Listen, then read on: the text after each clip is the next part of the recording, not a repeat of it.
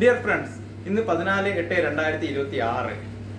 അടുത്ത 1-2 മാസത്തിനുള്ളിൽ നിങ്ങൾ ഒരു ടാബോ മൊബൈലോ വാങ്ങാൻ ആഗ്രഹിക്കുന്നവരാണെങ്കിൽ എത്രയും പെട്ടെന്ന് വാങ്ങുന്നതായിരിക്കും നല്ലത്. കാരണം ഈ വരുന്ന സെപ്റ്റംബർ 1 മുതൽ അടുത്ത പ്രൈസ് ഹൈക്ക് ഉണ്ടാവാൻ സാധ്യതയുണ്ട്.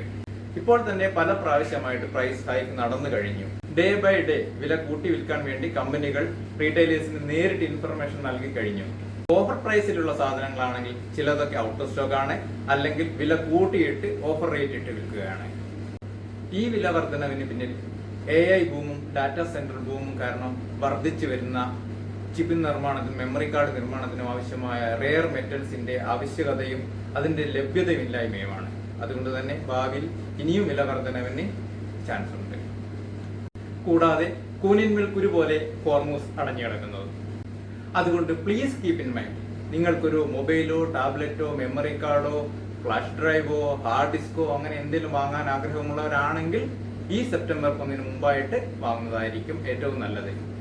അതും പല കടകളിലെയും ഓഫർ റേറ്റ് ചെക്ക് ചെയ്തതിനു ശേഷം മാത്രം.